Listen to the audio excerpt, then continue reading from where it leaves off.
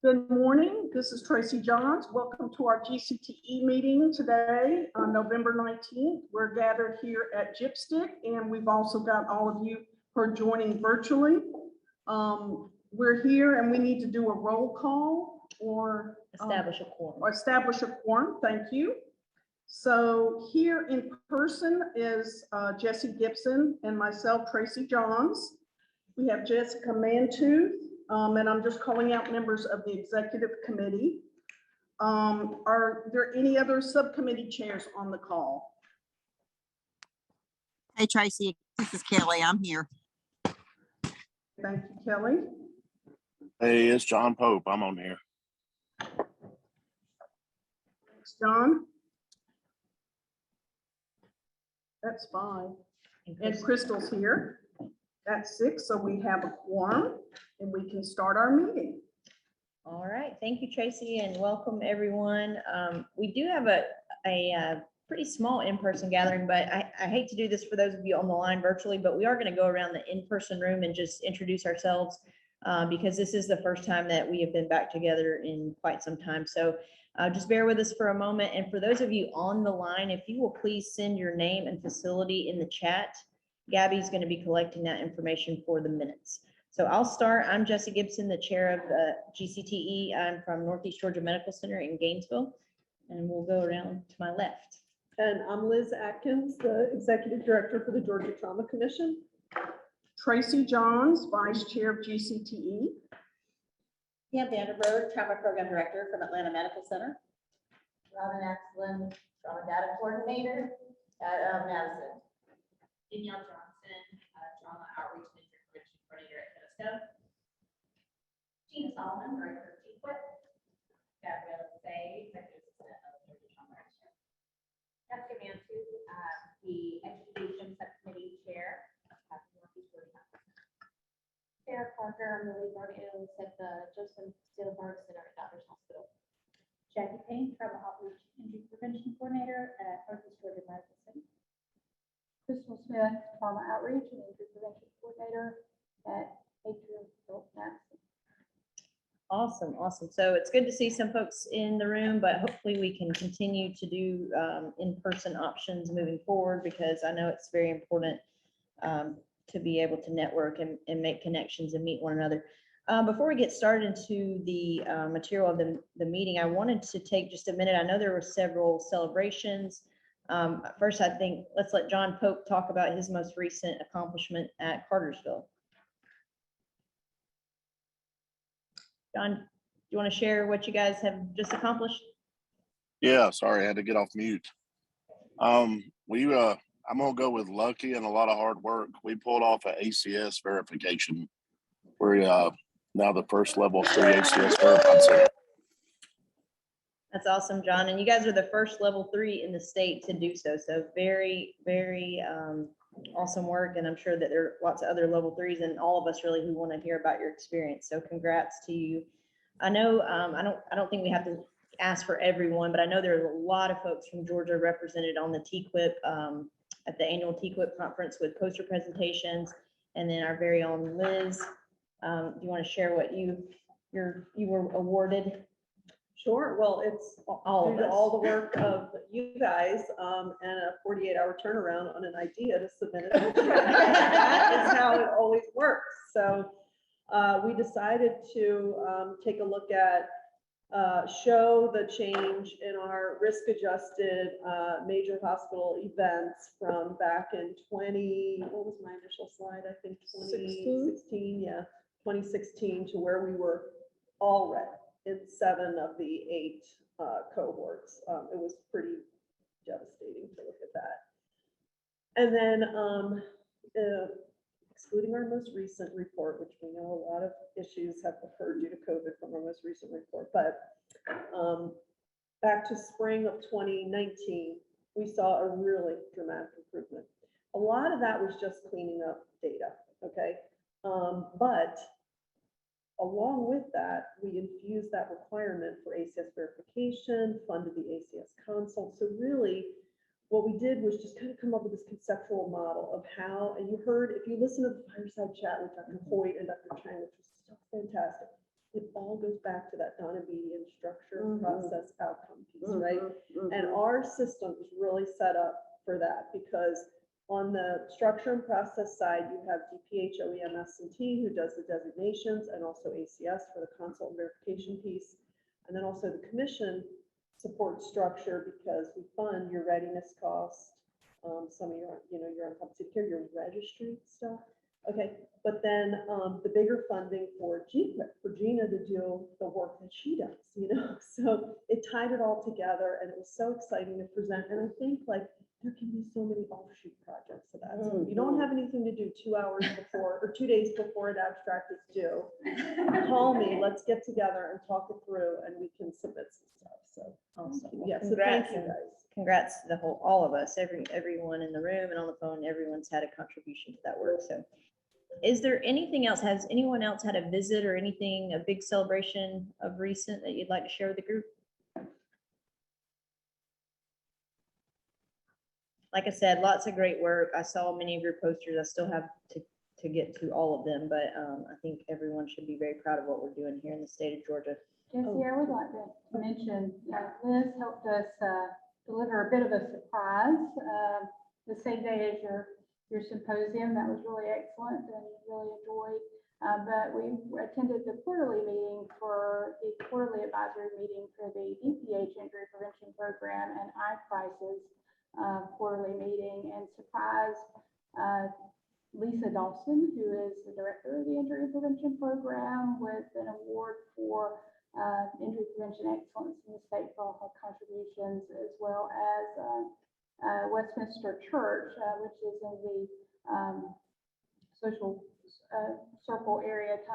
And they were one of the first to do a really good fall prevention day event for their community. And they actually have a fall prevention advisory group at their church that they work to do fall prevention. So we just were excited to recognize our partners, and some of them may be on the line. So we certainly want to give kudos to them.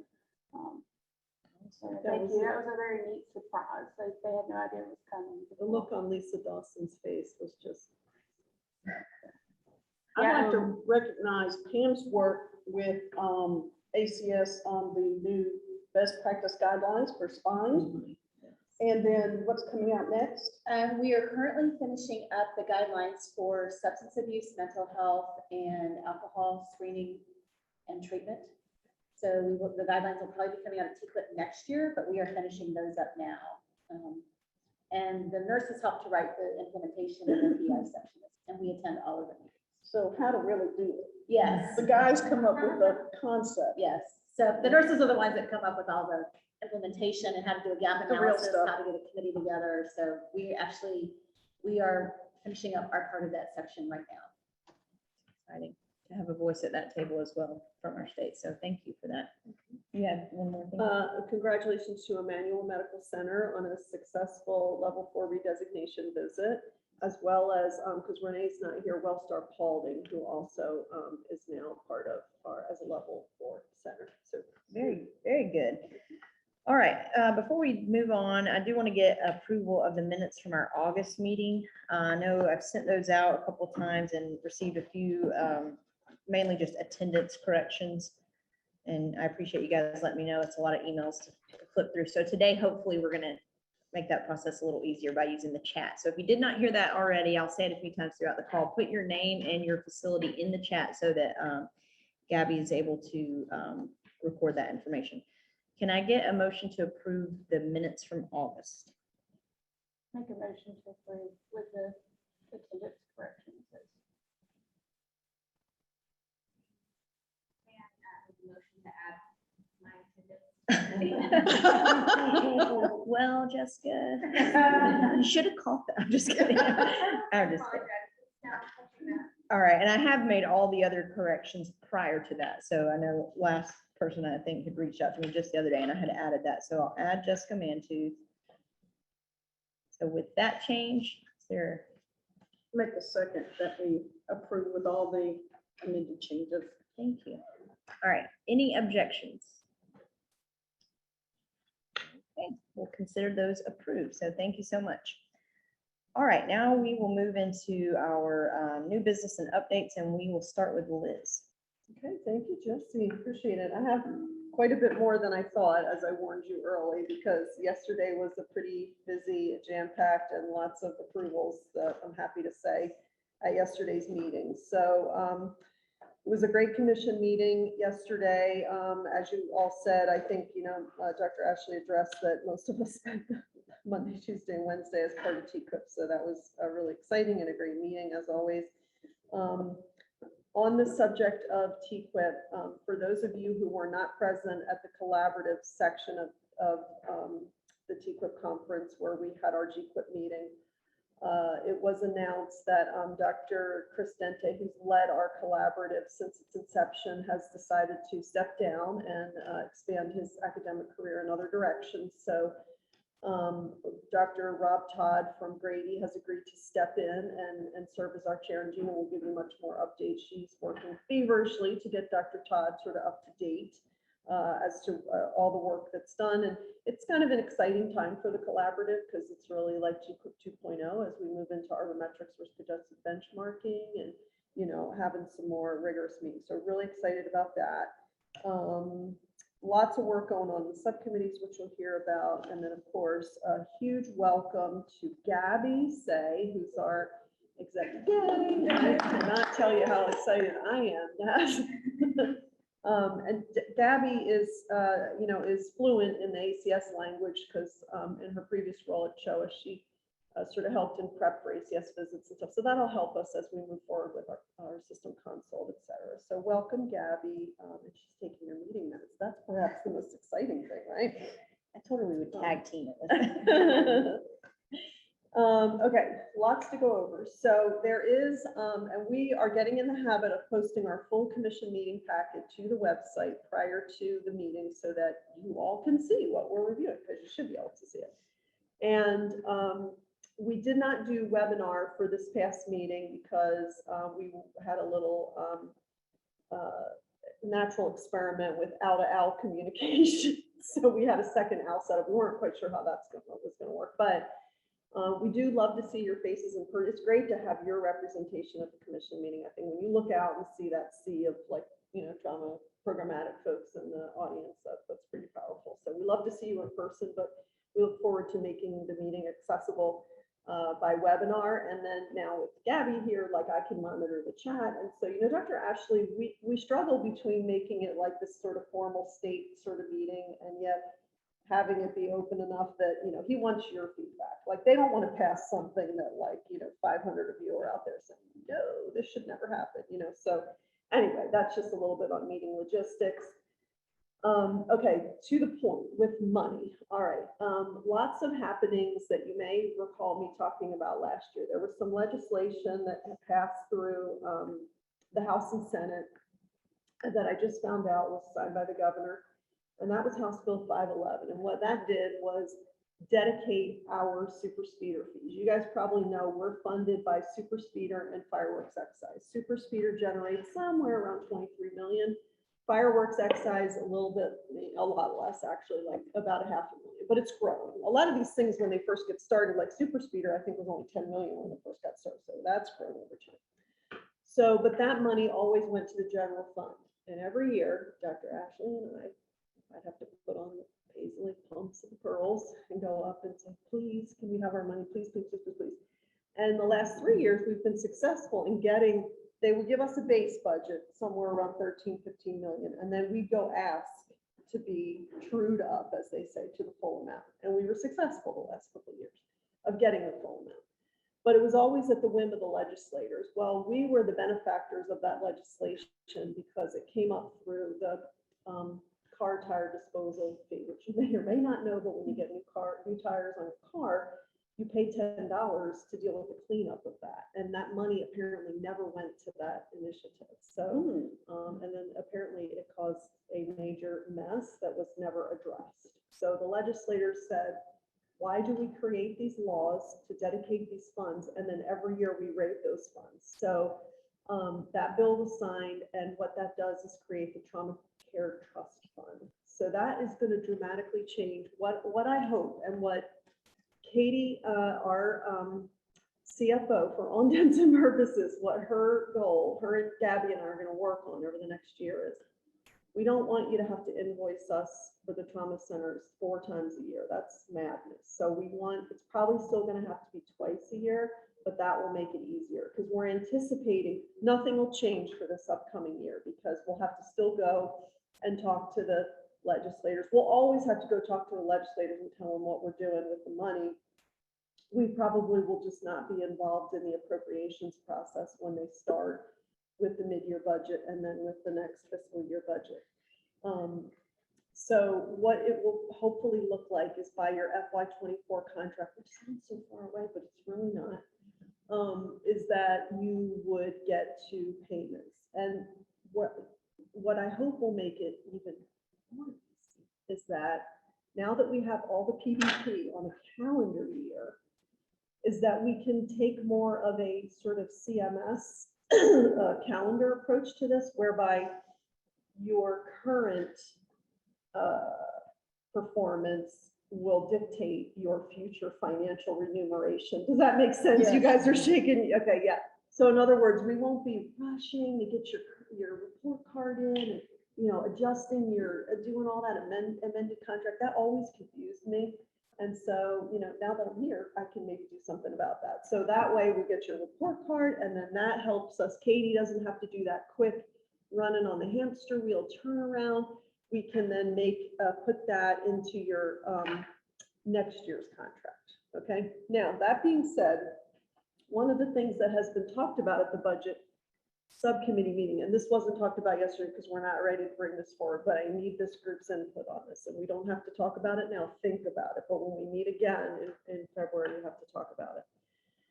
Right now, you're paid for performance. If you are really knowledgeable about the way your contract works, you're not really coming out all that bad, even if you got a major portion taken away, because at the mid-year, we give you a windfall of that money that, you know, when we do the Paisley Pumps and Girls tour, when they bestow that on us, then we just shove that over to you. But what we want to do now is, if we're going to give you that pot all up front, your readiness is going to be attached to all of that.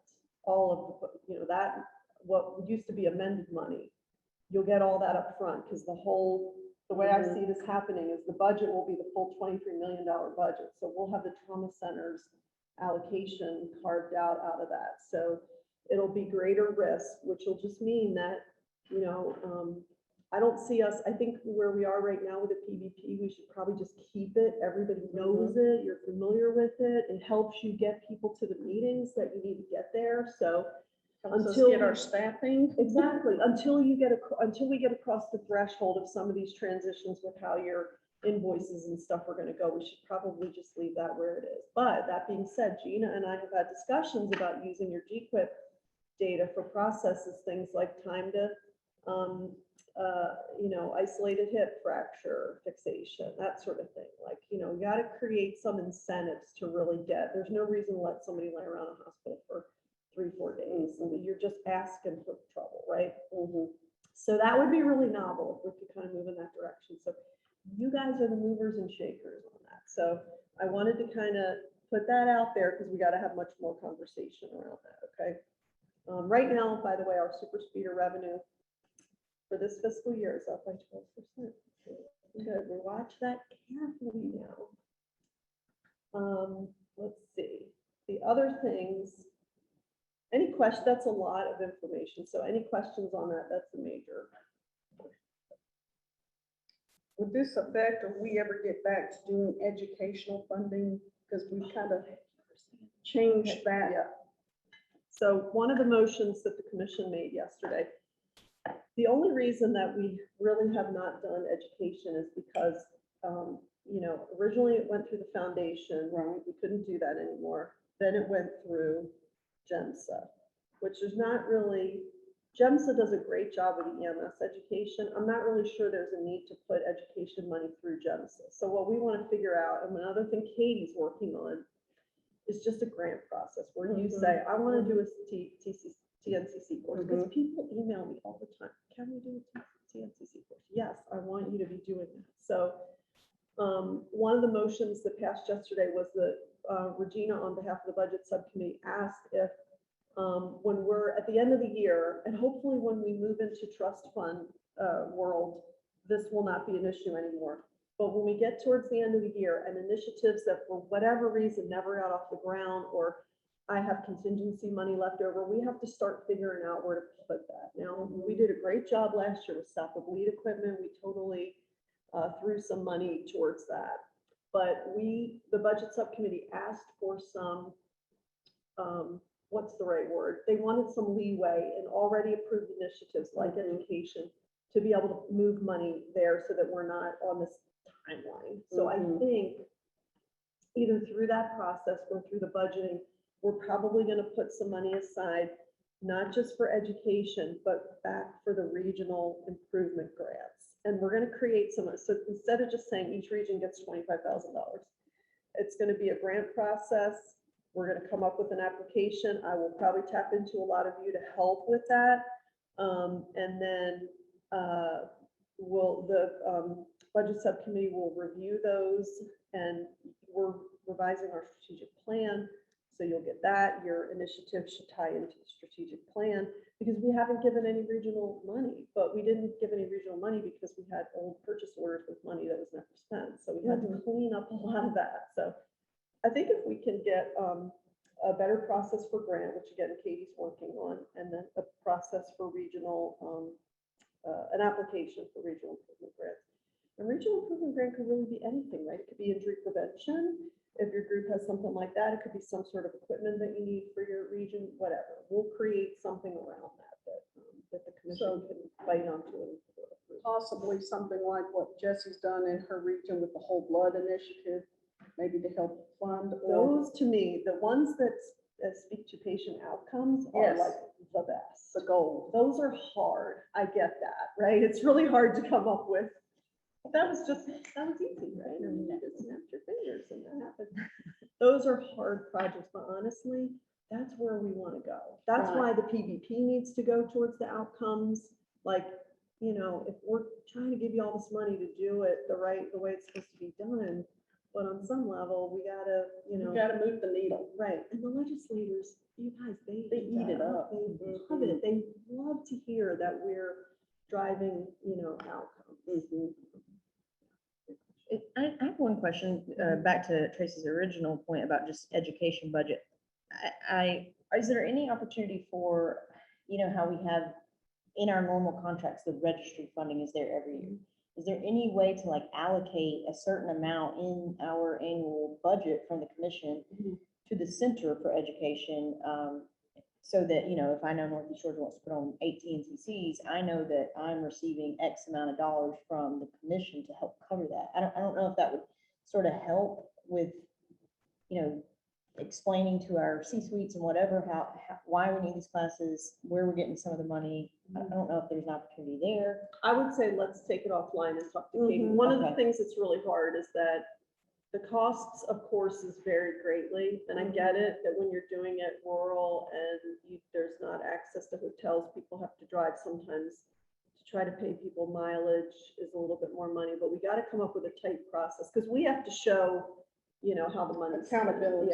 Yeah. A grant is a little bit easier than a contract, but I just want to make sure we're all on the same page with what costs Well, are. if we come up with some guidelines, just to say that Correct. this is what we've agreed to And at this time. for I'll bet different you that, courses. for the folks that have been here for a while, like I just saw Kelly one. Kelly, I saw your name pop up, and so it reminded me, this has been done before, like when ASPR money was given out, you remember that all stopped, but they had some really good guidelines. So I don't want to reinvent the wheel, but let's put something together that Katie can then just approve, and then we can allocate some money towards it. Because yeah, we all but stopped doing, well, we had some money still left over that we were trying to spend because COVID knocked out the last little bit of education that we had money on. And that's part of the reason. I don't want you to think that the commission does not think that's important, because they think it's really important. And EMS gets a lot of money allocated for education. It's important for other trauma folks too.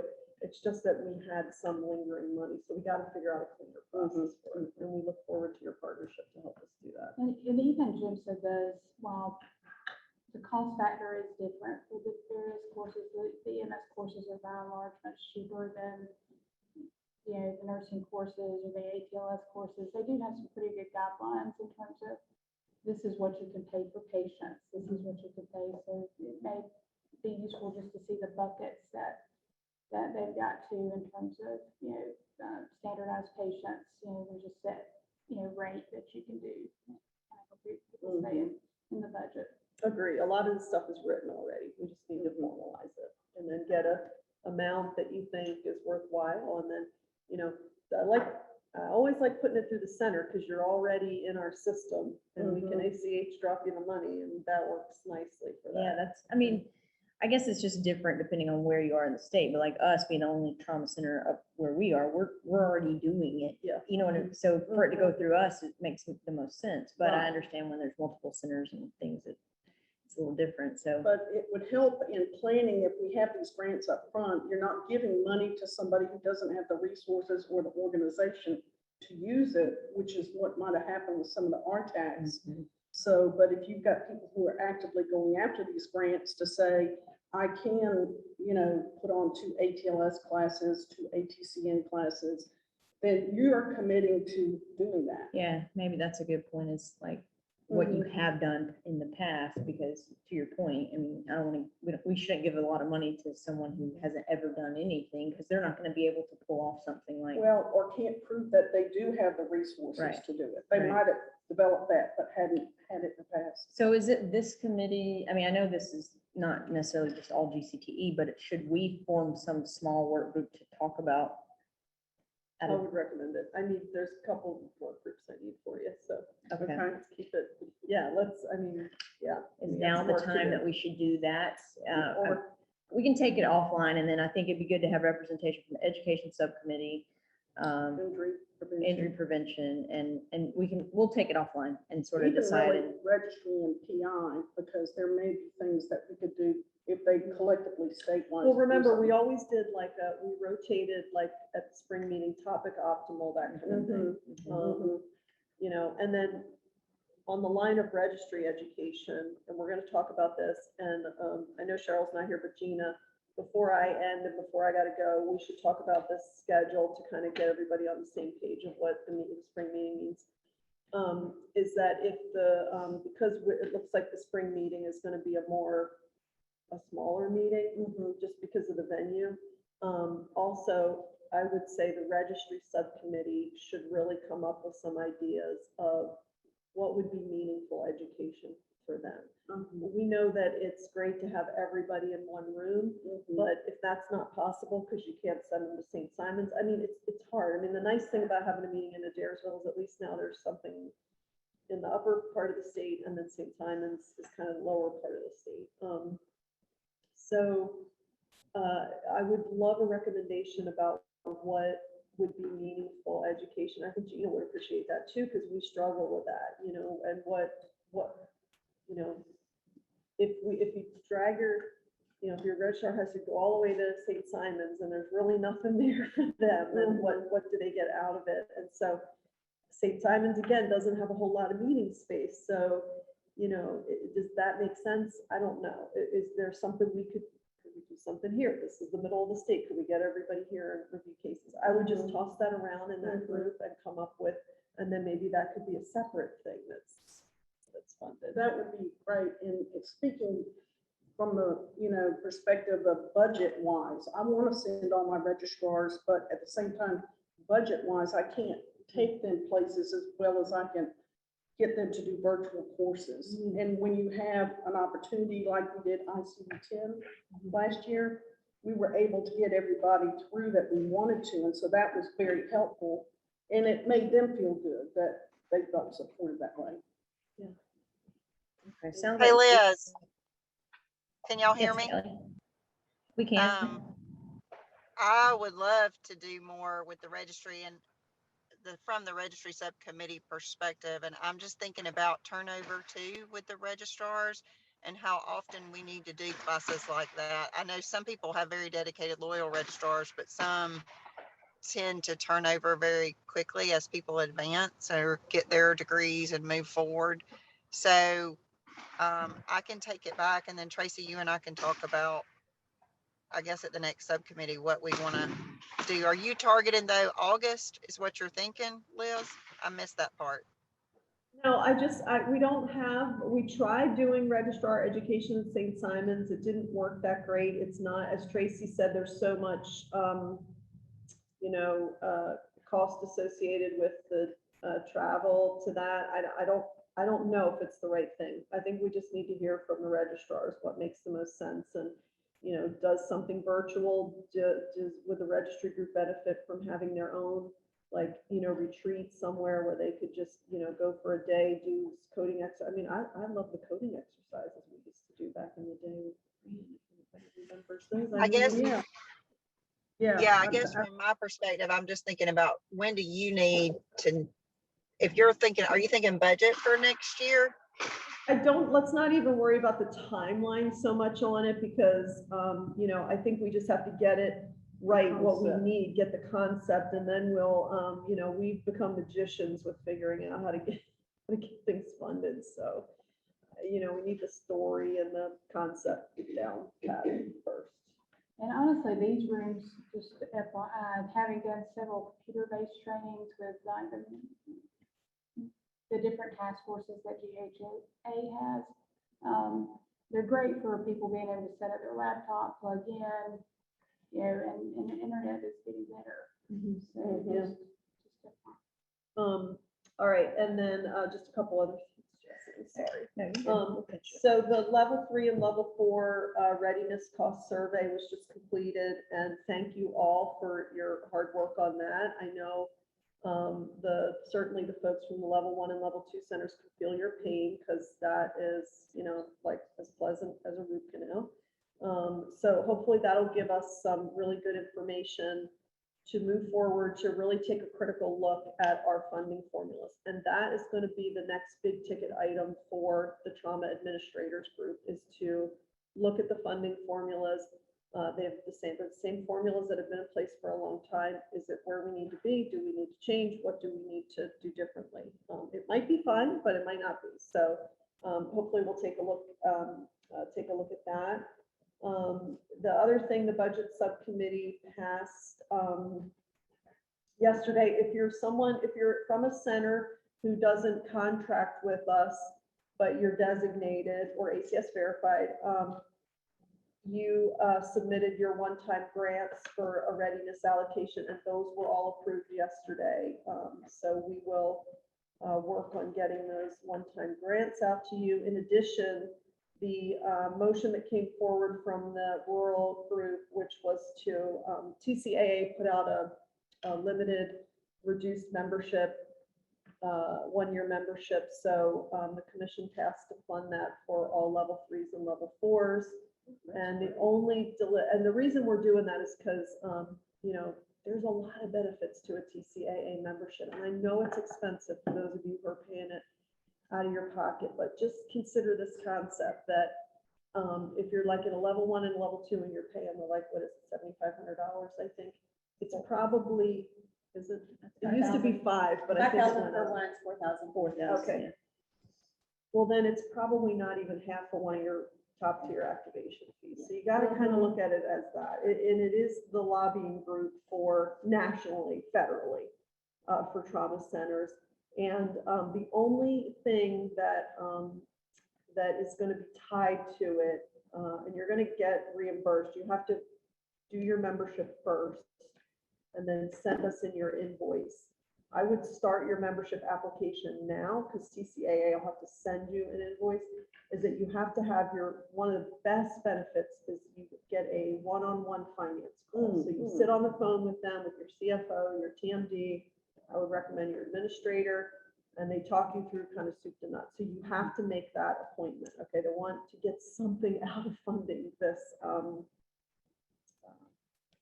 this initiative. So it's just a one-time, 1 year, and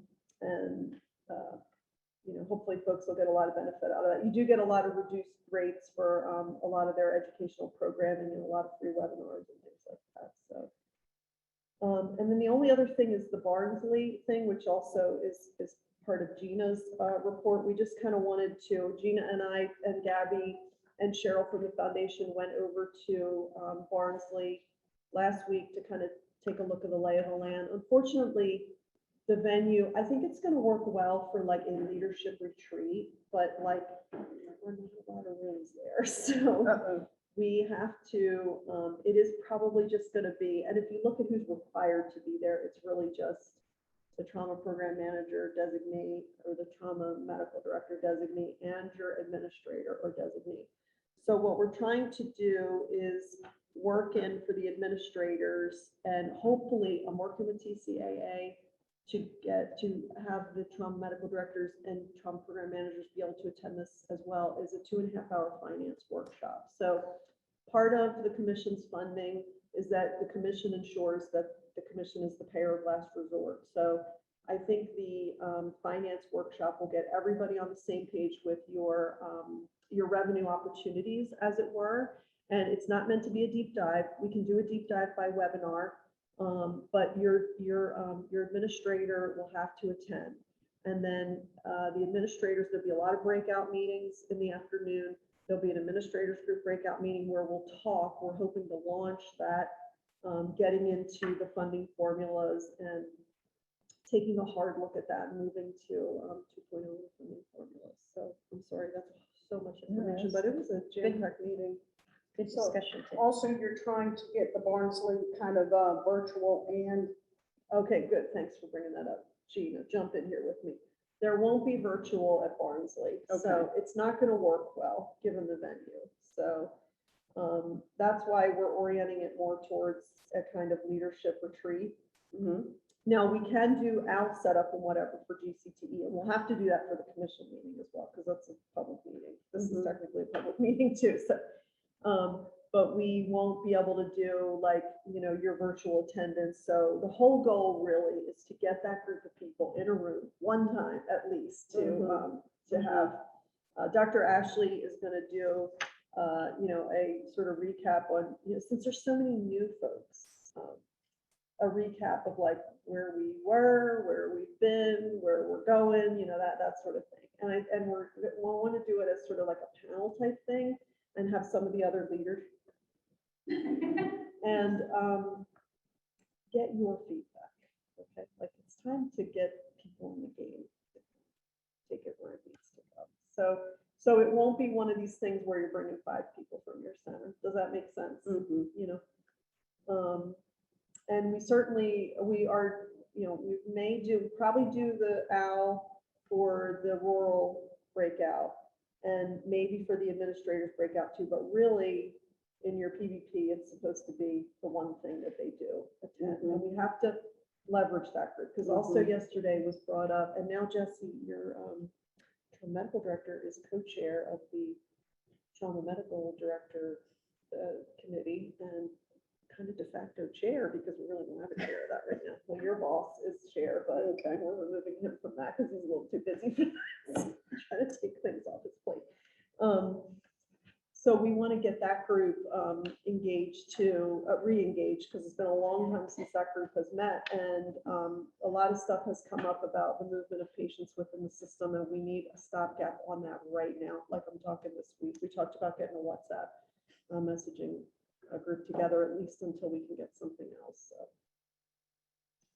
So we will talk a little bit more towards the end about the next GCTE meeting, because it is scheduled for that time, but we can discuss if there's another option. It will be completely virtual aside from the TPNs who are there that day. So if y'all want to do another option, we can talk about that, but let's hold that till the end. All right, thank you, Liz. A lot of good information and good discussion. And if we missed any opportunities to develop a little work group on anything, we can follow up, but I think we know we have some work to do. All right, so next on the agenda, do we have Renee or Marie or David on the line? This is not Marie. This is Renee. Marie is on vacation. Can you hear me okay? We sure can. Thank you, Okay. Renee. My voice is a little cracky for some reason this morning. You've already discussed our new center at Paulding and as a new level 4, and congratulations to John Pope in Cartersville on their ACS verification again. I was with them through the process, and they did a lot of hard work, and it really paid off. It was very impressive what they had done up there. So kudos to John and Cartersville. We are, and also Emmanuel's redesignation.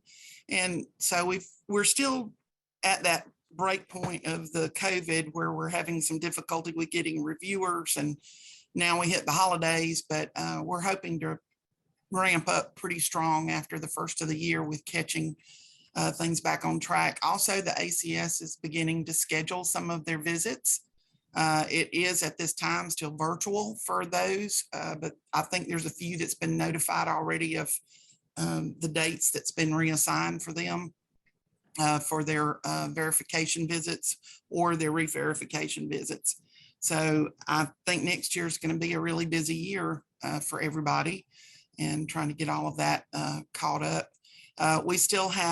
We have 2 centers that are in the process of coming into the program. And so you'll be hearing more of that soon. They've been collecting data for quite some time. So we're excited about that as well. So we're moving along. Lots of things with the registry. I think Jen is going to report on some things that's been going on. Very exciting. Some of the new investigations that we've been doing for PI. It's been very enlightening being able to go and look at all of the different avenues of the patient care from the EMS reports all the way through. So also next year, one of our biggest goals is to look at the rehab piece one more time. It was kind of taking flight before the COVID hit, and then everything just sort of stalled. So we're retalking the rehab end of that to get them more involved in our processes. As I mentioned, Maria's on vacation, but we're having some changes in our state office. We've got several regional EMS program director positions open, some training coordinator positions open. David has accepted, he is now the director of the Division of Health Protection. That was one of the previous titles that Dr. O'Neill held years ago. He will still be over our division, but there's actually a job description out there for this new state EMS director. So there's lots of changes going on there. We're continuing to grow. They have put in for a position for an epidemiologist for the cardiac care and for the EMS side to assist with the data on that. And I think Cassie's on here too. She can also jump in. She's our data manager if there's something else that she wants to add. But on a personal note, I want to thank everybody for your support. The cards and letters, I'm getting choked up, but I appreciate it very much.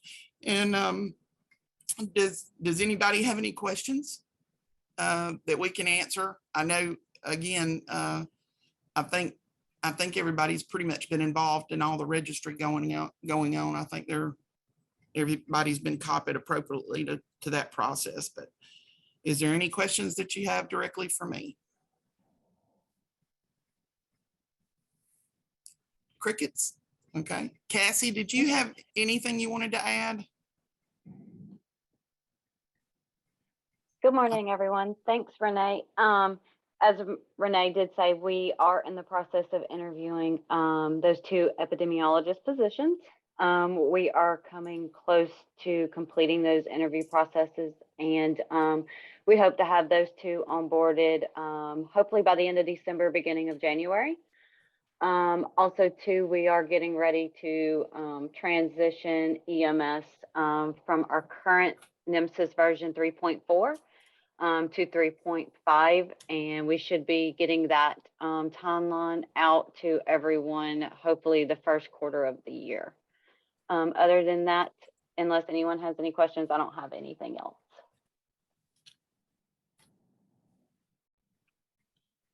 Thank you both. And Renee, we continue to keep you in our thoughts and prayers. You know, you're very much loved by this entire group. So if there's anything we can do, you let us know. Thank you. Does anybody have any further questions for Renee or for Cassie? All right. Do we have Cheryl Ward on the phone for the Georgia Trauma Foundation?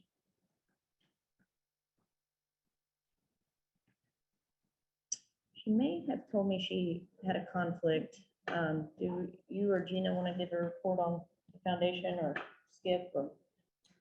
We'll just say that, for those of you who didn't know, Cheryl is now serving as the interim executive director, and I assume that there'll be a formal listing of that position and looking at candidates. And the foundation is sort of shifting its direction now towards what its original inception as part of the legislation that created the commission, as the foundation is primarily a fundraising entity. So Cheryl and I have been doing a lot of work offline. I've been getting sort of up to speed in nonprofit fundraising. Never been a fundraiser before. So this is kind of interesting. But anyway, a lot's more to come on that. The foundation is kind of really right now focused on recruiting board members, because they want to be, I think, up to 13 members, and really there's 3 + 1, because I'm like an ex officio member. So we've got to grow in lots of different directions. She did announce the date of the Portia Gala, which I believe was April 30th. That's correct, April 30th. Okay. Thank you. Yeah, that's it for now. All right. Thank you very much for that. And now we have Gina Solomon up for the GQuip update. Gina's coming forward to be near the owl. Or she's gonna scream from the table there. If you guys can't hear Gina, just type it in the chat and I'll just kidding. We're making her move even closer. Guilted me into moving to the front of the room. I'm in front of the room kind of. Anyhow, Hi. hi. I just wanted to update a little bit about, I know many of you were on the collaborative call on Monday. So some of this you've heard before, but update where we're at. Liz spoke on our change in leadership. Certainly appreciate all that Dr. Dente has done, getting this group started and getting us to this point. But I am excited about the 2.0 version, as Liz alluded to, and moving to the next steps. It's really exciting. So first update, Arbormetrics project is key. We've been talking about it's coming. It's coming. It's kind of like waiting for Christmas and you're 6, because that's exactly what I feel like. Unfortunately, the process is just slow we're working through the security assessments with the ESO central site, as well as Arbormetrics, because the state is requiring those assessments before we proceed with the contract. So we're almost done with security assessments, and we're working with the AG's office. We'll be working with them about getting contracts to them and approved. Once that gets done, the contract, we're talking about a 5 to 6 month build. So realistically, it will probably be sometime next summer, before we'll actually have the platform up and going, and we'll be able to talk a little bit more about what that process will look like as far as data upload. I'm working with ESO right now to build what we will pull over.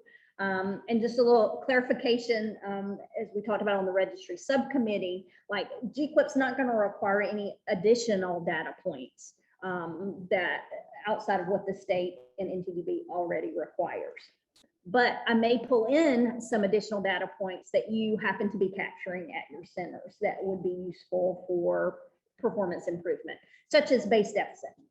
That's the one that comes to mind for me, that, when we started working on the project with Marie on the time to care and looking at the shock patients, I was pleasantly surprised that a lot of centers actually use that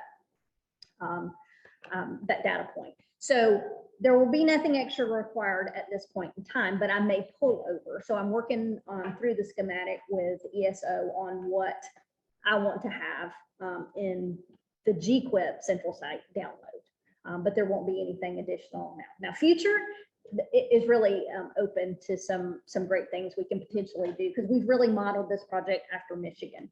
And so they actually have their own little Michigan TQIP screen within their registries where they may decide as a group once a year to collect some extra data points that are really based on a project that the group agrees to moving forward with that.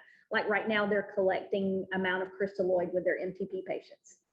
So, but that was something the group decided on together to move forward with. So that's way on down the road, but it is exciting to think about that we have that possibility to do that. The work groups, we've got the AKI, the opioid, and the TBI work groups. They're moving, albeit slow, because guess what? Everybody has their daytime job. So I'm just kind of, Tracy emailed me the other day. It's like, I don't have time for another meeting. Do we have anything to talk about? And I get that. And I try to be very mindful of that. And so we were meeting monthly, but sometimes that was just not long enough for people to get things done. So I've really kind of changed the meeting schedule to when we have something we need to talk about or move forward. The opioid group, we actually have pulled together a draft multimodal guideline. So I'm excited about that because that will be something to share. We built a GQIP guideline template. That was one of the questions that came up, and I'm like, I don't know, does this exist? I think all we've shared as a state is the VAP, but I actually did some research and there are some state guidelines out there. So I kind of built a template around that, when it was developed, the statement that this is a living document, those kind of things, who edited it, who was responsible for this particular one, because we know things change from that standpoint. So we have used that template with that and it really looks nice. So I'm excited about adding to that. AKI, we're working on reviewing the actual guideline that was put together several years ago by a group. We're going to do some changes to that. We're going to put it in that similar format. And I really like that was Dr. Jones's idea from Navicent. And I think that will be very helpful. So we've got some work around that. TBI, we're going to potentially ask for another data pool, but I've got to make sure that it's something that is easy for the centers to do, because I am very mindful about asking y'all to supply data. This is another great thing that once we have the central site and Arbormetrics, I won't have to ask you to pull the data. We can pull the data because you're already uploading it to the central site. Mm-hmm. So it will decrease some workload on that. So, but right now I don't have access to any of that. So I'm at the mercy of Tracy or Sarah to help me build things and try to get them out to folks. So I'm really mindful of that. So we're working on that. We're also trying to work to pull together some inpatient TBI rehab. I'm going to reach out to Shepherds because all my other things have been dead ends. There actually is a brain injury and trust for the state. They will not answer the phone. They will not answer an email. One guy. I have reached out to them multiple times to try to get that information because we thought that might be helpful from that group. So do you want to go ahead and talk about the meeting or you want to wait? Yeah, go ahead. I think we already set the stage. So Liz, set the stage for the winter meeting. The venue is very exciting and I really like, Liz said it's more like a retreat because we all realize that we get a lot of work done when we're in the room together. Okay. Zoom only takes us so far. I mean, it really does because guess what? I know I'm preaching to the choir. We can multitask, while that's going on. And we, some of the best conversations and GCRIT was actually grown out of a back hall conversation at a conference where people were actually networking together. So we really have to have that togetherness to be able to move things forward. So, but I'm really excited about what we've put together. We're going to have a lot of time for networking. Liz alluded to the whole systems thing we're going to talk about. We're going to talk about what the work groups have been doing. We're going to have time for the work groups to meet. And it's, we're even talking about, this will be a more casual thing. What did we say? Like flannel. Yeah. I mean, because it's a very, I don't know if rustic is, because it's woodsy. I like that. Yeah. Kind of like there's fire pits. It's very it has that kind of atmosphere that I hope will, help us work together, brainstorm about what we can do and move forward, not only with GQuip, but with the system for the state, because we have some really great minds and we've got some new people. I mean, some people we've not even met yet, face to face, only via the computer screen. And sometimes, that's hard to speak up when you have ideas or want to participate on that. So, but if you are interested in any of the work groups, you can hop on at any time. All you have to do is send me an email for that. I'm gonna just briefly touch on the TQuip conference. It is attending the TQuip conference by your trauma program manager and your TMD is part of your pay for performance for the 1, 2s, and 3s attached to your commission contract. There were some folks in the state that were not registered for so I'm confirming with TQuip on when that registration closes, because you can still access the on-demand for 90 days to give folks the opportunity, if they did not register and attend, to do so, so they don't lose that funding, because there were some really great things, and to be able to do it on demand. I get that sometimes sitting there in front of the computer doesn't work into your day with other things being done, but so I'll be sending out some emails. But I think even that last, if you attended for just that last talk where you get a glimpse of upcoming standards, that gives you some prep time to be thinking that way, and that's really important. And we've already talked about that would be a great topic for the summer meeting, is if that book is supposed to come out in March, for us all to be in the same room and really talk about, what are the challenges, what are our concerns, how we can work on some of these things as a group to meet these standards instead of trying to do them in isolation. Liz, did I was trying to talk. Thanks. All right, thank you so much, Gina, for that report. Does anybody have any questions for Gina before she gets too far? I see in the chat, someone wrote, sorry if I missed it, but when is the retreat? So the retreat is scheduled for Monday, February 28th, 2022. Oh, thank you for that. We didn't realize that it March 1st or 2nd. Through March 1st, Wednesday, March 2nd, 2022. Yeah, the bulk of all the GQuip stuff and the system stuff will be Tuesday.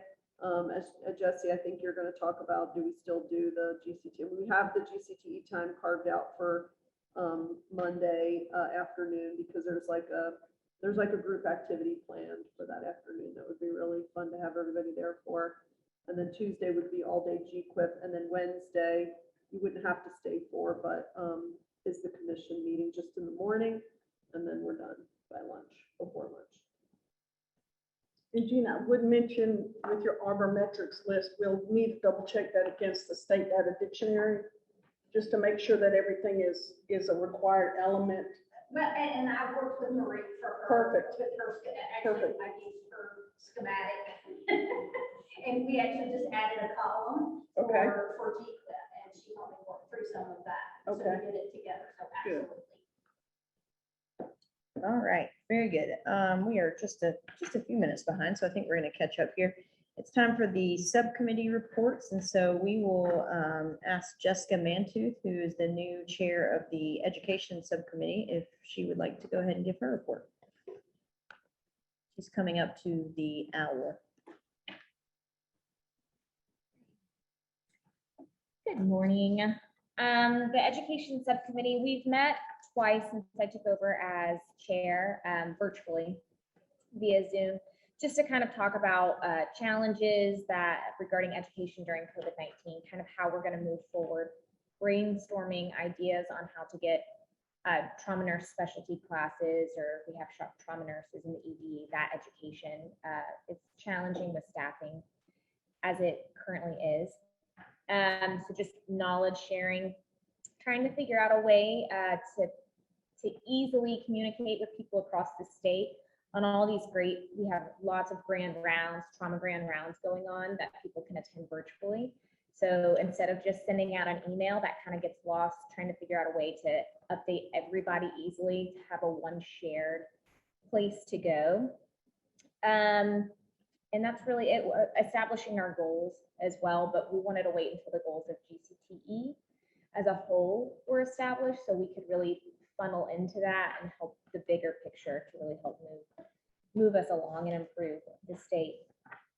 If you do not have a member on the education subcommittee, or you want somebody on that subcommittee, please just email me, jessica.mantooth@njhs.com, and we can get anybody added to that list as well. I think that's it. We meet the first Tuesday of every month from 11 a.m. to 12 p.m. All right, thank you, Jessica. Does anyone have questions for Jessica Mantooth? Very good. Thank you for that report. Next up is Kelly Roker with the Pediatric Subcommittee. You guys hear me? We can. Okay. Good morning, everybody. Pediatric Subcommittee last met the end of September. We're still waiting for the state to take a look at our pediatric radiology data before we begin another round of data collection. Big education blast went out in October in hopes of reaching all the centers in the state, and I believe that was accomplished. And big shout out to Adrian Feinberg for putting the Safe Pediatric Imaging Practices article in the last issue of the Georgia Hospital Association today. You can pull that up if you haven't seen it, and all the links are actually in the article. So the QR code link, the toolkit link, and the template letter link are all included in there. PowerShare continues to be an issue, especially for all of the transfers into the pediatric centers. So we've encouraged our pediatric partners to reach out to PowerShare and set up monthly calls with them for performance improvement. PowerShare has done 100% better job in reaching out to centers who are struggling pushing images. So I know in our center we're getting images a lot more quickly, which is important in preventing pediatric patients from getting re-imaging. We are talking about trying to start a state SIPA project. And we haven't started yet, but CHOA is going to be a pilot for SIPA project by collecting data on the relevance of SIPA and just to see if it's going to be a worthwhile state project. Kelly, can you tell everybody what SIPA stands for? Yes, it's the Shock Index Pediatric Adjusted. So it's just like the adult shock index, but it's adjusted for the pediatric patient.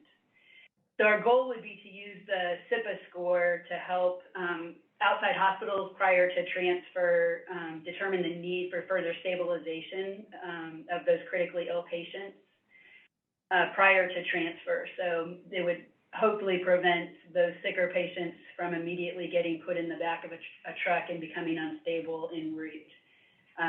It would help us determine if we're using the same language, whether or not that patient might need some blood products prior to transfer, and just control of their shock. Dr. Smith, Alexis Smith here at CHOA, she has a really great SIPA lecture, and she's been giving that lecture at various meetings.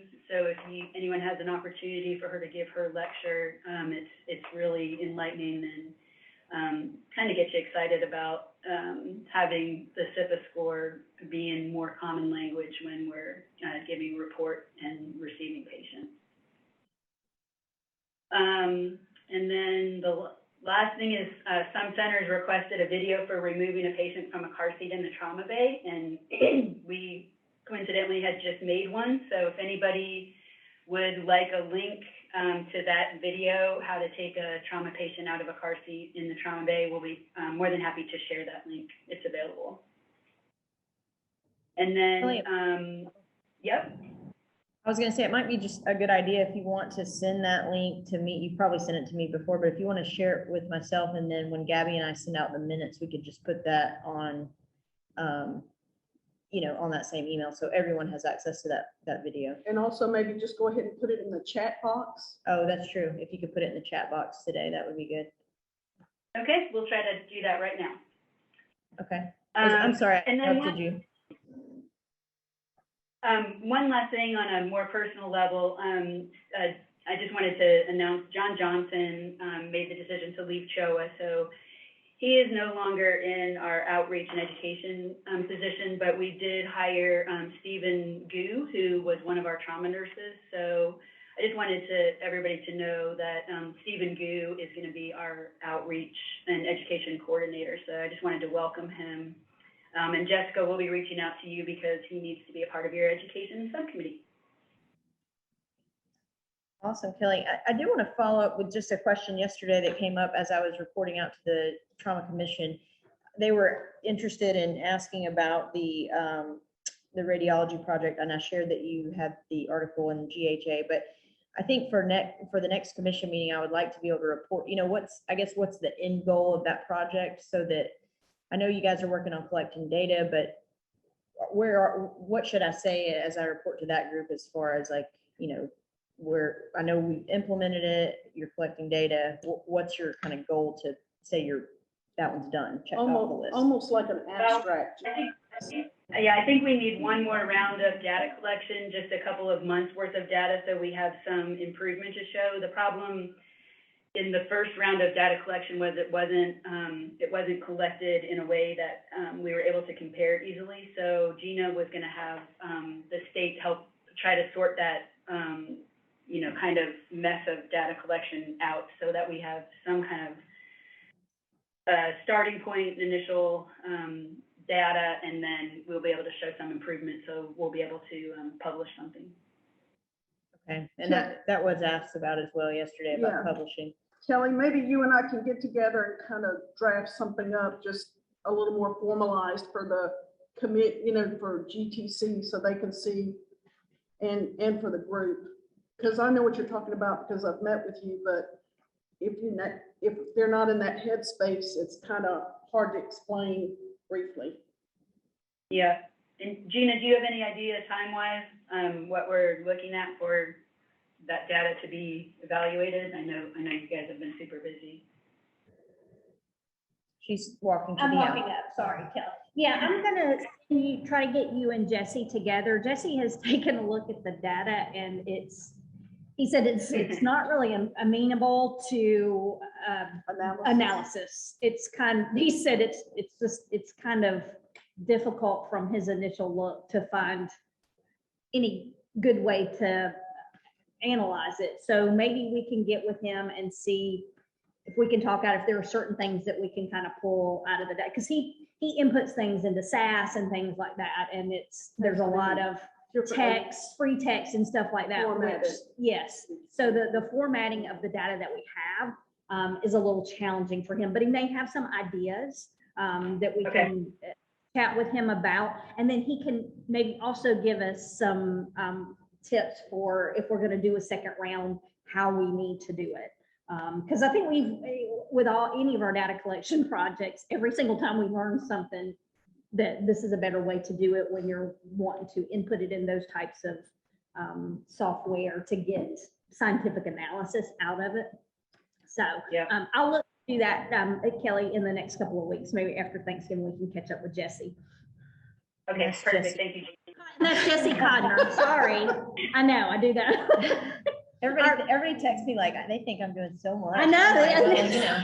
You just Well, meant you to say are. thank you. I'm like, Well, another tough. idea, Gina, too, is a lot of not all of them, but a lot of hospitals that are treating kids, whether primarily or adult treating kids, are now on Epic. So if there's somehow we could get an Epic report that would pull this stuff out, it would make it a lot easier. You know, that's my thing, is my premium time is at a premium. Right. It's not that I don't want to get it out, but if we can get one that we could share across the Epic. Or even you've got a lot of experience with RedCap to do easy ways to put things in and pull it back out. If Epic can spit it out in a certain way, then we can upload it. Yeah. One thing, I mean, you know, we got a poster abstract accepted back in 2019 on this, when you guys had just gone live with it. We collected data for quite some time, or, you know, I think it was maybe I don't know if it was 6 months or a year after the implementation. So we were through the registry data, I was able to prove a reduction in, gosh, I can't remember right now, but I mean, do we not already have that? I think it's just the way that that data like you're talking about was formatted or sent in. We need to reformat it. So everything for each column is a 0, 1, 2, you know, numbers. Gotcha, okay, And it's just text. And so you can't put that into statistical software. gotcha. You have Okay, to kind of reformat. So that's the thing we can go back and look at. okay. Yeah, unfortunately, Jesse, when I came into this project, there wasn't a standard Excel spreadsheet that each center was using. So everybody was asked to collect data. It just wasn't, we couldn't put the Excel spreadsheets together. Nothing matched up. So I tried to do a lot of manual, abstraction of that data, but time-wise, it was just a nightmare. So that's why Gina said, let's let the state take a look at it and see if they can do something with it. But Okay, well, it sounds like, I think there's a lot of interest in it, and I mean, I think we all know within our own centers it has had some impact if you actually implemented the guidelines. So I think it's great work. I wanted to be able to adequately speak to the progress next time. So thank you so much. Anything else from you, Kelly? no, thank you. All right, so next up is John Pope with the Process Improvement Subcommittee. Hey, so process improvement wise, of course, much of this comes back to me is trying to get everything started back up after we've recovered from everything. I think what we try to do is we're trying to kind of bring it back around. Initially, we were working on, the PI playbook that we were kind of finishing up when Anastasia was here. And then after that, we were kind of waiting to see and bring together like the whole goal initiative that GCTE was working on. So I've had several people come up interested in being in the PI committee. I've also just personally had a lot of changes here at work. Now that all that's settled a little bit, what we were going to try to do is I'm going to put out a meeting invite for December 8th. And I'm going to put it out to everybody in GCTE. That way we just don't miss anybody. But we also wanted to try to bring in, we even talked a little bit about trying to tie in like the registry committee as well as PI back at our meetings during the summer.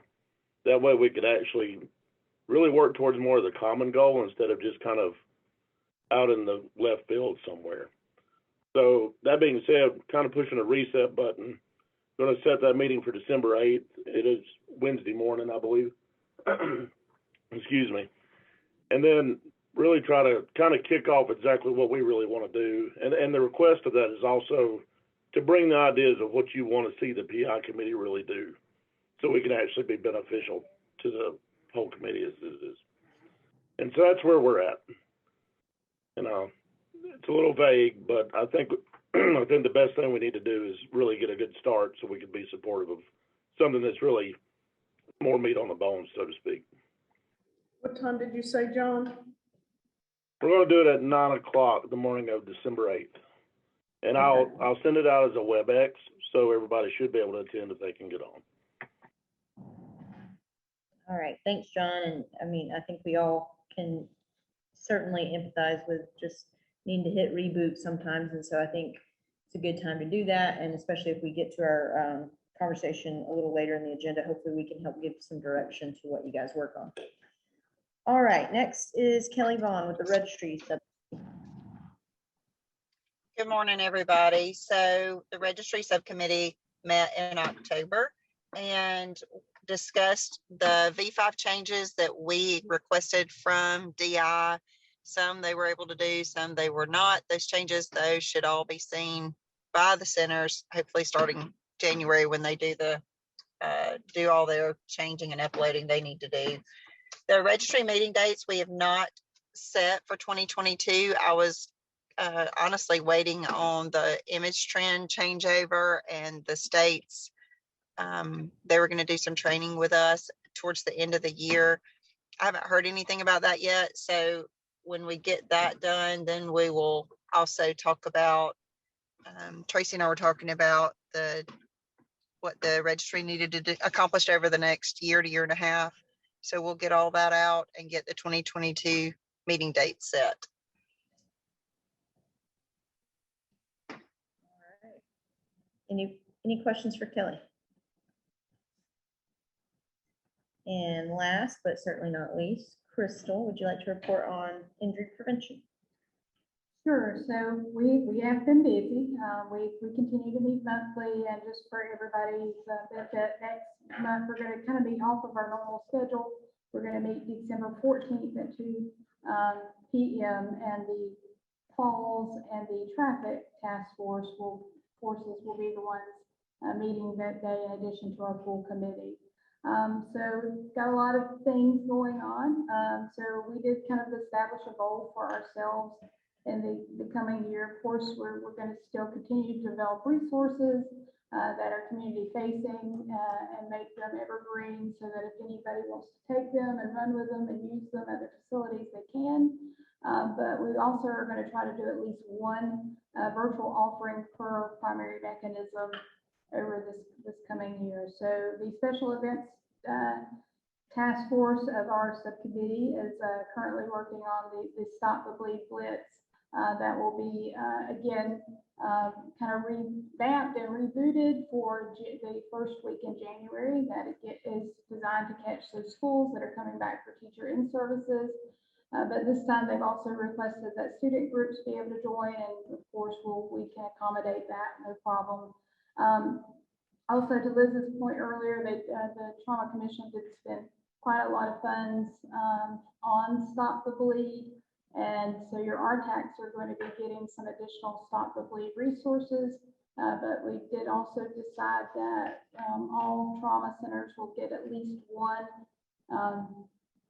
hemorrhage control trainer so that you don't have to rely on pool noodles for the rest of your lives. So you'll actually have one legitimate bleeding control trainer. I know some of you have them, some of you do not, and that's fine. It'll just be an adjunct to the resources you have. But we will ask that, that remain a regional resource, meaning that if you have someone that wants to check them out, to do classes, that of course that you be willing to share that resource, but then you could use it for your own in-services and your own training and your own outreach. So that will be, as soon as they arrive, we will work on getting them out. That we were actually hoping that they would have arrived by yesterday, and that didn't quite work out for us. The traffic injury prevention group, and also just wanted to say that Danielle, who is actually here in the room, has agreed to kind of co-chair and co-lead that special events task force. So we appreciate her stepping up to do that. The traffic injury prevention task force, many of you gotten countless emails from me. I kind of apologize. It's kind of a sorry, not sorry thing because we got a lot of stuff going on. The traffic injury prevention task force did their virtual webinar for Teen Driver Safety Week. So shout out to Debbie McKinnon and Renee McCabe for helping put that together and getting that out there. It was great. Webinar that we did had attendance from teens, partners, parents, trauma centers, and the cool thing is we were able to capture that webinar. We'll be able to put it out for future viewings, but we're going to break it up into different tidbits so that you don't have to watch the entire hour webinar. You can just view maybe the trauma survivor story, or the teens in the driver's seat, or Emma Bliss Shepherd was talking about the auto coach app. So we'll basically break that up in sections. And the first section has already been loaded. You can go to preventtrauma.org and you can view Q's survivor story, which is also on the Trauma Foundation website. His survivor story is there as well. The Falls Prevention Group, of course, is working on bingo signs. We're having a great first run of our really small pilot course that was only supposed to have 24 participants in. Right now, there are 6 senior centers participating in that, and the first day we logged on, we had 75 participants, in addition to our handful of virtual at-home players. So bingo size has certainly taken on a life of itself. We're going to have some more of those starting in January with another big statewide kind of collaborative course. And then several of the folks here in the room are actually going to be, and several of you may be involved in some smaller community-based level bingo size courses. So kind of pick your poison, and if you have somebody that you would like to play, or if you would like to play bingo size, you can, all the registrations will be directed to georgiahealthmatters.com. So, georgiahealthmatters.org. So that's where you'll be able to sign up for those courses in the future. I will just to give a little praise report. One of our at-home bingo size participants was actually enrolled in part by her employer because she had a fall and was given light duty, and it was just kind of recommended that she take on this program. She is now back at work, and because they saw so much benefit of her participation, they're allowing her to take an hour break every Tuesday and Thursday to continue to participate in bingo size. So that's kind of cool. So we've really enjoyed that. And we're going to have a meet and greet with our AAA partners. For those of us that haven't touched base, we were talking yesterday, for those of you that are on the line that are going to participate in bingo size, go ahead and find your ugly sweater. So we'll have an ugly sweater competition with your AAA partners probably. So lots of fun there. The Violence Prevention Task Force is, we actually have 2 new co-leads for that. Emily Burnstead from down in Savannah is taking on the primary lead, and then Michelle Walker from CHOA is her co-lead on that. And they're going to kind of focus on developing some resources in and around child abuse, and knowing that there's been some upticks with child maltreatment and non-accidental trauma through the pandemic, and some of that unfortunately has continued. So their target is going to be, of course, for April, and we hope to be able to put out some resources that all of you will be able to use. And honestly, we hope, Kelly, that maybe we can partner with your subcommittee on developing some of those resources and kind of do a crossover episode, if you will, of our different subcommittees. So just a lot of things going on. Participate. Again, you do not have to be a part of our subcommittee to participate in any of the task forces or in any of these opportunities that are going to kind of come about. But I think we're having a good time doing it. They haven't quit on us yet. So just looking forward to this coming year. Awesome. Thank you so much, Crystal. Does anyone have any questions for Crystal? All right, and we got just a tiny bit behind at first, but we sort of left a little extra time towards the end. I put on here to talk about TQIP conference follow-up and just any key takeaways. And I know we've already talked about the spine guideline that Pam has been helped to create. And then Liz mentioned David Hoyt's fireside chat session that was very impactful. And then we know some of our own who presented, Sarah Parker, Kendra Holm. Is there anything else, I don't want to take a ton of time on the clapping. If you guys on the phone can hear it, they're not clapping for me. It's next door. I'm not that funny. So if there's anything that we wanted to, if there's any sessions that anyone really felt strongly that we should recommend, I know you can't watch them all, especially in the breakout session. So if there's anything that, anyone wants to share, I thought we should just spend a minute to kind of do that. The geriatric session from Herman, I don't remember what, it's the double name, last part of it's Herman. Memorial Herman. Yes, Memorial Herman was outstanding. Okay. They had some phenomenal outcomes. They added a geriatric trauma service that had 5 hospitalists on it. It just, their outcomes, they were in the 9th and 10th decile for mortality in elderly and elderly hip fractures. And since they've implemented this whole program, they're down in the 1st decile. Wow. So and they won the award for that section, but I highly recommend that abstract from the geriatric session. Awesome. Thank you. Gina, do you Just have? so you can hear me. Okay, thank you. And I didn't, Renee said a little bit about, I did want to talk about the work that I'm doing with Marie and Renee. We're specifically looking at time to care related to transfers, and especially those transfers that are critical in nature. We've got some work to do.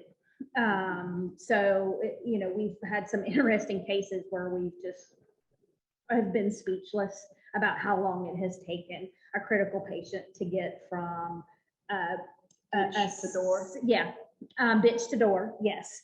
So there is in the systems, there was a really good presentation about transfer times, a region in North Carolina that they're the only trauma center. I think they serve a 17 hospital catchment area in a rural area. So their transfer times are long, and how she worked with those facilities and decreased her transfer time, set metrics on, you know, if they met any of the level 1 criteria, that they were out the door within 2 hours. I think that would be to a the great center. project for our PI group. Yes. I was thinking I about that. agree, group. and really Get that, aligns John. with Don't get the, ahead, goals. with coming up you next. know, the strategy and some of the things that Dr. Ashley wants to see, of really being able to define how long it takes a patient to get where they need to be. We seem to be, you know, doing fairly well if they go from scene to a center, but what happens when they get to an outlying center? And she's done, one of the interesting things that she talked about is she works with those centers, and she does a quarterly call with all of those centers to talk about their transfer times. And she provides positive feedback, and, you know, if there's some opportunity feedback on all the transfers and how she's really moved the needle. She had, when COVID hit, just like we've all seen, that it increased back up, but she really had some, that was a great presentation from that standpoint. I didn't see that one, so thanks for sharing that. Any others that you guys, I mean, obviously we need to, you know, try to watch as much as we can, but I didn't get every single thing, so thought I would tap into you all. What, Jessica? The pediatric session was also very good. It was enlightening with the pediatric readiness tool as Oh, right. well. They shared some stuff. Everybody's gonna want to watch that. Okay, awesome. All right, so let's move to our follow-up conversation. It's titled GCTE Goals and Vision here. And for those who've been on the calls the last couple of months, you know, when I took over chair, I wanted to initiate this conversation. Tracy and I had conversations about it, and how could we start aligning the work of this committee with all the other work we're all doing in our own centers, but also in the Georgia trauma system. This morning, as we were having coffee in the hotel lobby, Jessica and Jackie and I were all talking, and I was like, maybe the name shouldn't be goals. Maybe it should be initiatives, because I think what GCTE, our high level things, need to be initiatives. And what we really need to do is let that feed down to the subcommittees, and you guys create SMART goals at that level. And I think that I was trying to create some real great measurable goal for GCTE, but I really think it's better that the high level is an initiative. And so the things that we've talked about, and I really want to have discussion, and at the same time, I want us to make some progress. So we've already talked about some of this, and I just kind of want to confirm that you guys are on the same page, or if we need to discuss any and maybe change them. The one thing we've already talked about several times that aligns with what Gina just spoke about, and what the Trauma Commission is doing on time to definitive care.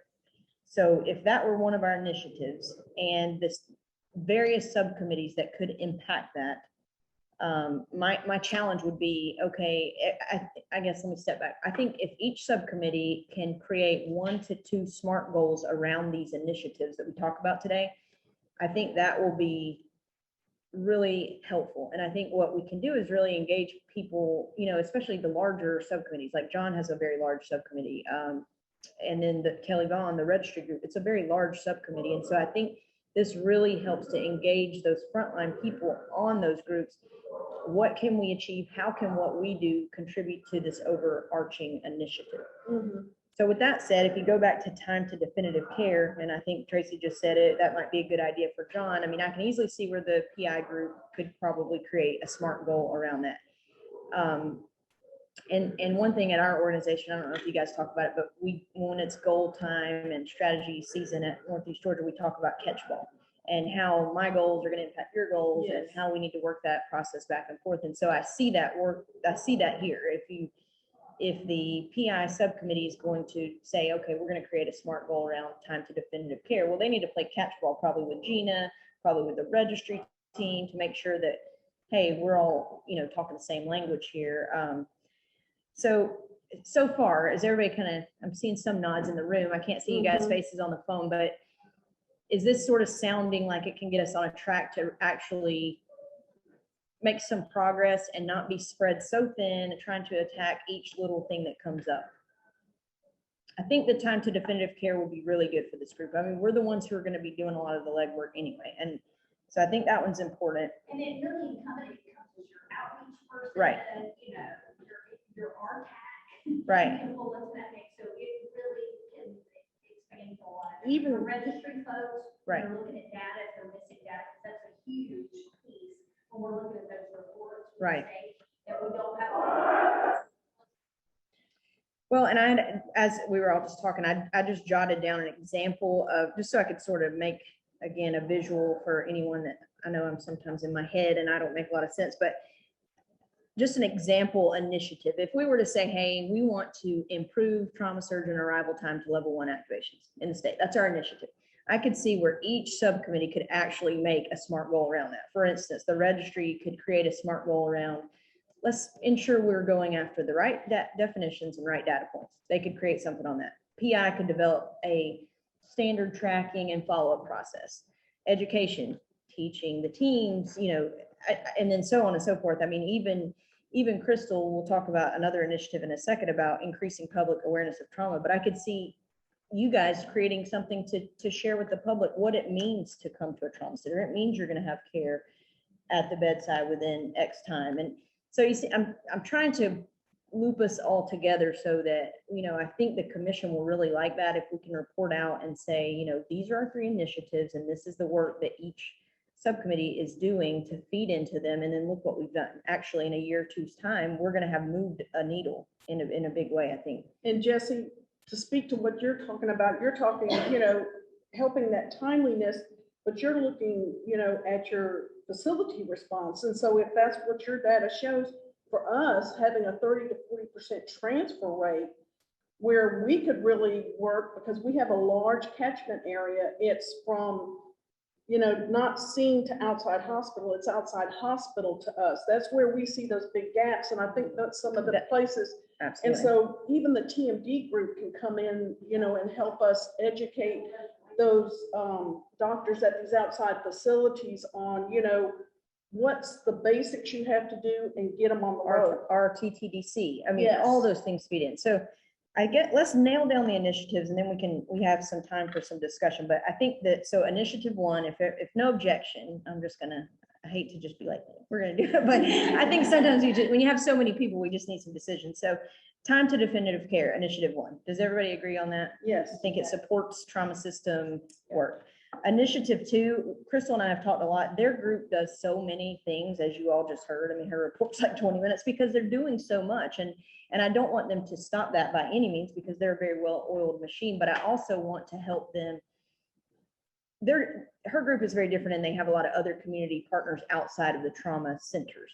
So it's obvious that they're going to expand and have multiple task force and things like that. But what initiative from a state trauma system standpoint can you guys impact? And we've talked about this, maybe increasing public awareness of trauma. That's very vague, but she could create a SMART goal around that. And then we could feed in and report that because I know that's some of the foundation's goals, the commission's goals and things like that. So does everybody like that one? That's probably going to just be to Trauma Injury Prevention Day yesterday. I mean, do you guys feel like that's a decent one? I know that one's not going to be as applicable to the other subcommittees as much, but you know, she might create something that she needs the education committee to help educate out even within the centers. You know, so I don't know what it would look like, and I don't want to decide that. I think that's for you guys to go back to your subcommittees, decide those goals, and one of the things that we're learning how to do is like the social media guide stuff. Right. So certainly the registry group come up with metrics that could then become an infographic or something that could be shared. Or even if it's an infographic, I mean, we've seen the COVID bed counts. Right. You know, it's an infographic that perhaps we developed using atrium data, that then you could reproduce a very similar graphic using Northeast Georgia data. So developing tools like that. Right. So I think if you guys support that one, I know you're kind of already running with that one, because y'all are, again, so you're already in a lot of motion that some of our other subcommittees haven't had the opportunity to be in, but I think that's a really good one, but I would just suggest creating like 1 to 2 SMART goals around it so that we can, I can report that out to the commission, because I think, again, that really shows that this subcommittee of the commission is doing exactly what they've tasked us to do. Well, even the virtual pieces, to me, if we set a goal that we're gonna have so many, Right, and we're able to report out we've done so many. right. And I think we need to look at these initiatives as multi-year initiatives. Agree. Because it takes a lot of time to get everything to move, and we do so much together. But, I'm already thinking this would be a great presentation at TQuit next year. Will we have moved the needle? Hopefully some, but we might not have gotten it back around to see, but we're showing how we impact the whole system and the whole program, of the trauma centers working together in the different, scopes or the different disciplines. Agree. And I think when you guys are making these SMART goals, obviously the T's for, time-based. So I think that some of them could be when we had talked before, it was like, let's say these should be 2 to 4 years, because that's my term plus your term. And so what we would like to see is these, really be accomplished so that we feel that we did what we were asked to do with this committee. And so I would say anywhere between 6 months and 4 years would be fine for your time base of these goals. And if you, of course, accomplish one in 6 months, then let's get another one. But I think that just keep that in mind, the time base. The third initiative, and I would like to just stick with 3. I think that's plenty. We had talked about over and over a quality initiative within this group. And I think we could pick any one of the things where we have opportunities on our state collaborative TQuip report, but Tracy and I talked a little bit, and so this one, I think there's a little bit more discussion to have, but we sort of landed on AKI. We've consistently been a poor performer with AKI. We've tried to do some work with AKI, and there's some things happening with Gina's work group with GQuip, but how could these groups, the registry group, the PI group, the education group, I really want to bring in education in a way that maybe we haven't done before in the past. That committee has always done more of the class planning, the budgeting for, TNCCs and this, that, and the other, but I feel like, I don't know how your centers work, but Jessica does a great job at our center with taking new initiatives and literally kind of packaging it up in this pretty easy to understand format. And then she teaches the stakeholders, whether it be nursing, whether it be physician, whether it be both. And I think that their committee really has the talents to do that. And I think that we all can, I think scheduling courses is hard enough in its own self, but I think as we mature, we should challenge that education group to do this kind of work. Help us implement these things that the PI subcommittee identifies, or help us implement these things that, the registry is lacking due to documentation, something on that course. So I think if our initiative is to decrease the incidence of AKI in our trauma patients, and then my challenge is then subcommittees go forth and make SMART goals around that, again, play catch ball and see where we could really move that needle. And I can see AKI very easily playing into the time to definitive care, because when you get those transfer times, you want to look at how much fluid they're getting, or what kind of fluid. Is it the type of fluid, or do they even need it? And looking at those variables, and that can, so they don't necessarily have to be separate, but these are our emphasis for the next 2 to 3 years. So that gives us time to kind of learn more about it too. There's not as much out there about AKI. There were a couple of posters, so I challenge you to go back and look at those. And that geriatric lecture that I loved actually talked a lot about dehydration in the elderly. Yes. And when they started doing the ultrasound guided resuscitation. Yes. And I know that's part of the bundle that we have been discussing in the AKI work group, but maybe looking at making sure, even if they're normotensive, a lot of their elderly patients were actually dehydrated, Right. even though they were normotensive, they were compensating. And if we keep them hydrated, we're going to decrease that incidence of AKI. Correct. So I think we need to see what's in the literature Right. out there, and do we need to be doing resuscitation better? Yes. Yes. And we've seen a big change in our facility by doing ultrasound guided resuscitation and de-resuscitation for AKI and stuff. So I certainly think there's a lot around that. I don't want to overcomplicate it for the groups. I think because we're pretty foundational but at the same time, that's the end. Like, I think, that's where we want to get. Like, where are we all doing these progressive things to make sure that we're doing right by our patients? I do, thank you, Mo, for bringing up, so AKI doesn't really impact peds too much. I know that I want to make sure that these goals or initiatives, I guess I should say, impact each of the subcommittees, and I want to make sure that everyone can feed into them. I think for the pediatric one, my thoughts were you guys have a huge part in that time to definitive care. And there's SIPA, the SIPA project, just because of that shock index. So where would that fall in your mind? To me, either probably time to definitive care and looking at, are they recognizing SIPA in pediatrics? Okay. And then Getting pushing them that to on the- through, right? Yeah, that's a good point. Mo, I don't know how you feel about that, but if you guys made your SMART goal that, you were going to, one of your things is going to be to implement a statewide SIPA project, and you're with the objective to feed into the decreasing definitive care. I think Time we to can make definitive all of care, that, yes. time to definitive care. We can keep tying that together so people are understanding Right. how one piece is flowing into the other. Does that make sense to you? Right. And even increasing public awareness It's huge. about trauma, you can increase public awareness about SIPA within the trauma group. Right, So, we can be part of that public too. right. Because I don't understand a whole lot about it, but it's interesting, and what I've heard in the meetings it's very good. Well, and the other piece about the public awareness, I think CHOA is a very unique, it's important that people understand what trauma centers can do, but it's also important to understand what specialty trauma centers. So Correct. that's a piece of public awareness that they could certainly feed into as well. And I don't want each group to take on too much. I mean, I No, think but- 2 SMART goals at most is really good. And I think, we just kind of talked about a few that they could do. And how they can combine them. Well, and going even back to CHOA's, their outreach and their grand rounds that they do online, like Brady's been doing. When Dr. Todd talked this morning about liver trauma, he's talking about adult because that's his world. But then some of the comments that were made by the moderators or people attending, talking about how pediatrics has really been at the forefront of doing things to preserve organs like spleen and liver, and so they're the same, but they're not. Right. So in that respect, you can bring information forward, and I think it's great that both of them have gone virtual. You've gone virtual with your regional symposium, but it all ties in together one way or another. Right. So I think we can all benefit from it. Kelly, did you have a comment? Your name's just showing up, so I didn't know if you. Kelly No, wrote no, yours. I Okay, took myself off, you didn't want me okay.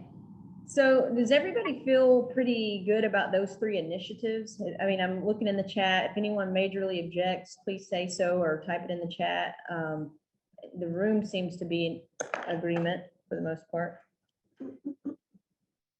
I think the biggest thing I would ask, and I think this is a real opportunity for all of us from a professional growth standpoint as well, is to really take that and not just to have just the slide of ideas, but to bring it down to 1 to 2 SMART goals of how you can feed into these initiatives.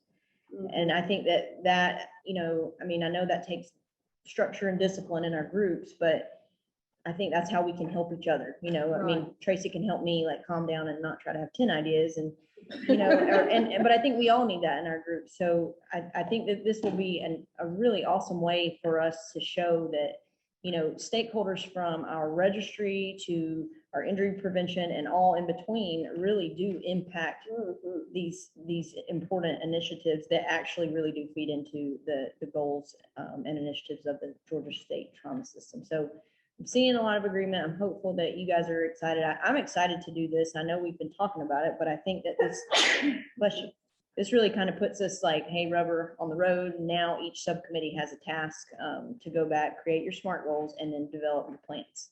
And it helps give direction as to where you want to go, because as each committee meets, whether it's John's PI committee, and if they can go back and listen to that collaborative talk, that might give you some ideas about where you can get started, or go back and look at some of these posters, and see where you can get started with that. And there's a lot of stuff out there online that you can do for education too. Right.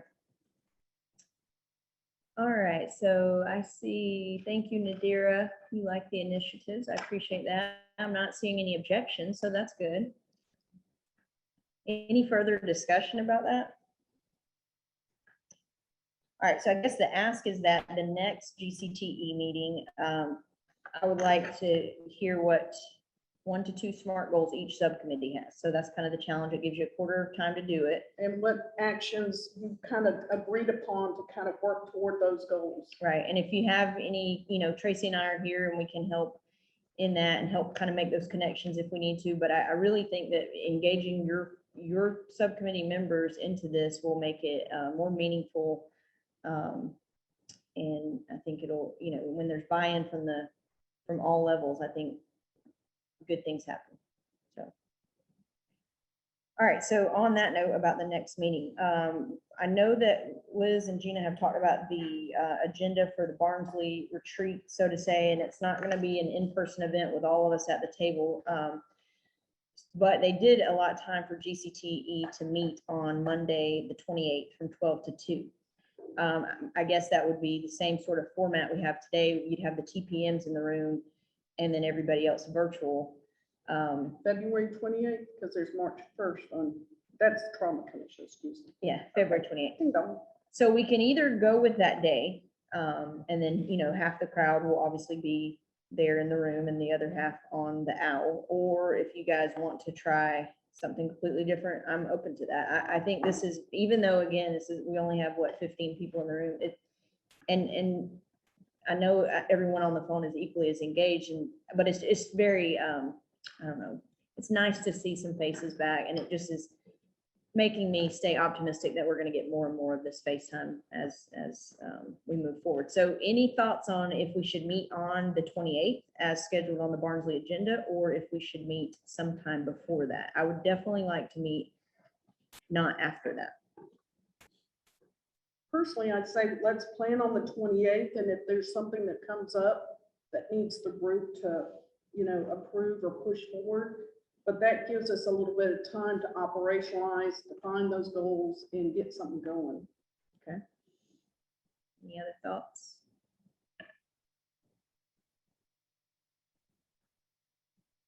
Any thoughts on the phone?